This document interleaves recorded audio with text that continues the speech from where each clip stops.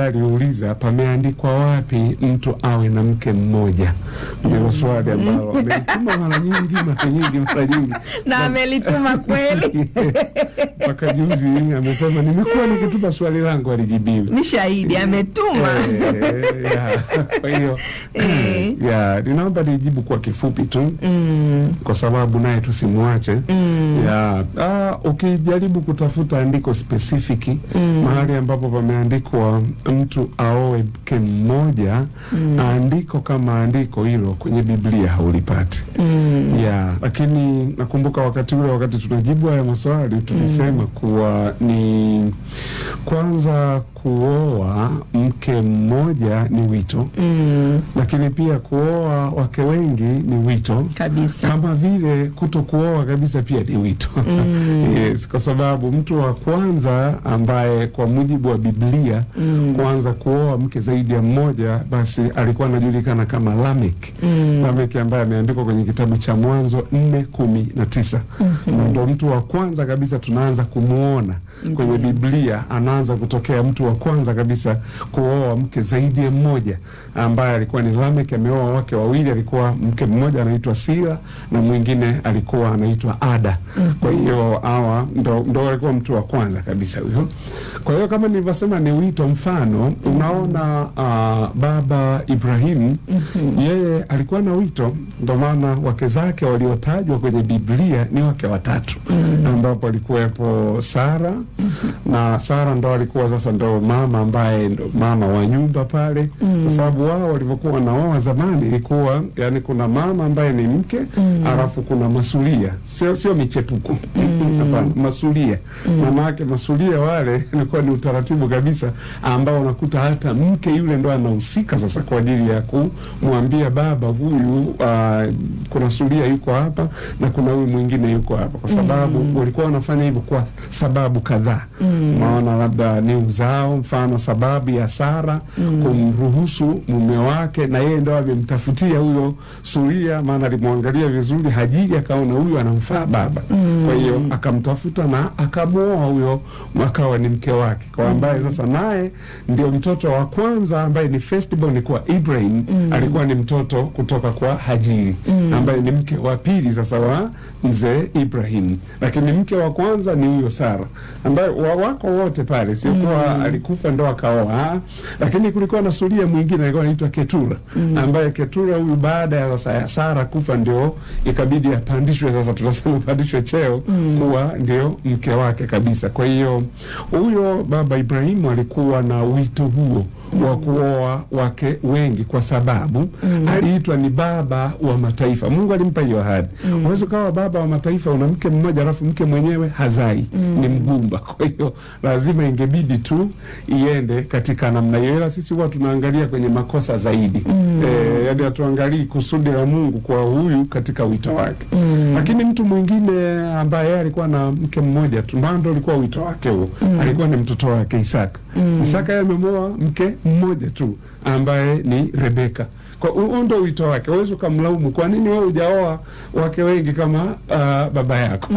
Lakini ukija mjukuu ambaye ni mjukuu wa Ibrahimu ambaye ni Yakobo, ameoa wake wanne. Ni wito wake. Kwa wale watoto wote tunaoangalia wale yale makabila 12 yametokana na wamama wanne, sio mama mmoja.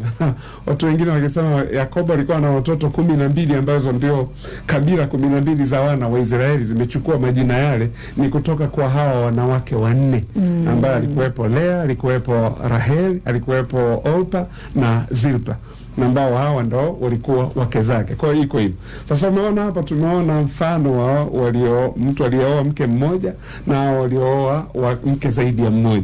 Lakini pia Yesu hakuoa kwa sababu angeoa angeharibu wito wake.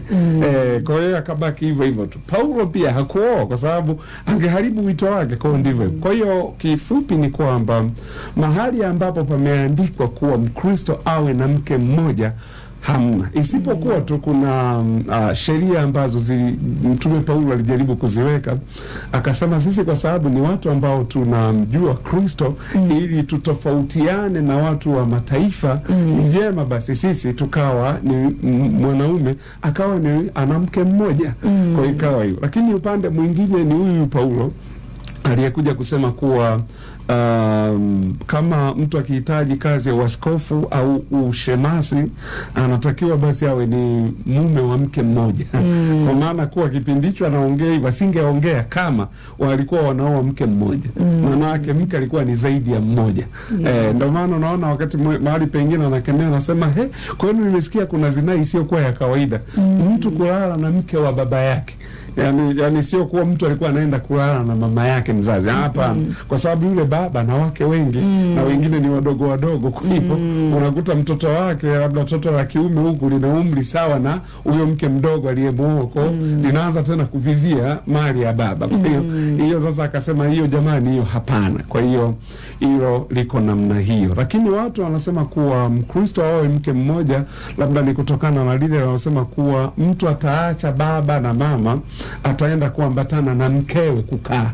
Unaona, lakini tafsiri yake watu ndo wanachukuliaga hapo. Kwa ina maana mke ni mmoja, lakini ukumbuke mke alikuwa anaongelewa wa agano. Ndio maana ilikuwa hivyo, kwa maana kuwa Sara alikuwa ni mke wa agano. Lakini mzee Ibrahim ana masulia ambao na wao pia ni wake zake. Ndio maana kulikuwa na utofauti hapa kati ya mke na sulia. Unaona mfano Daudi alikuwa wake zake walikuwa ni 6, alafu masulia 15. Ngapi hiyo ukipiga unakuta ni 21. Kwa maana yake ana wake 21. Sasa swali linakuja, huyu mtu mwenye wake 21, kwa nini leo aambiwe amezini na yule mke wa nani wa Uria? Kwa sababu yule utaratibu haukufuatwa wa kumlipia mahari. Na by the way pia alikuwa ni mke wa mtu. Maana unajua kuna watu wengine wanajuaga Daudi alikuwa na mke mmoja, lakini sio kweli. Daudi alikuwa na wake 6, alafu masulia 15. Biblia inaeleza wazi, na ndiye ndo tunaambiwa huyu ndio anayeupendeza moyo wa Mungu. Kwa hiyo iko hivyo. Kwa huo ulikuwa ni wito. Na sasa watu wengine leo hii mtu akitaka kuoa mke zaidi ya mmoja, wakuta ni tamaa tu zinamsukuma. Lakini sio kuwa yeye ana wito huu. Hapana. Huo wito hana.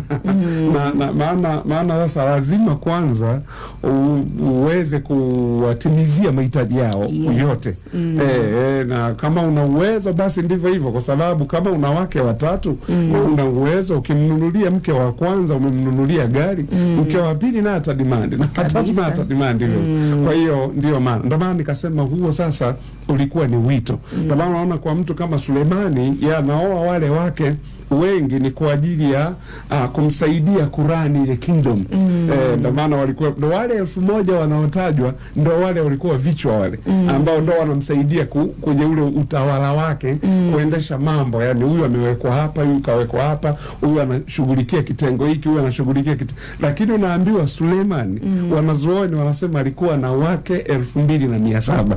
Sio 1000 hawa ambao tunaona hao 1000 ndio wale ambao wana nini, ni wale viongozi wale wanaomsaidia kurani ile kingdom. Kwa hiyo kifupi, kama jinsi alivyouliza swali, ninaamini hatutakutana nalo tena kwa sababu tumelijibu. Ukitafuta andiko specific lililoandikwa Kristo awe na mke mmoja, andiko hilo hautalipata. Kwa hiyo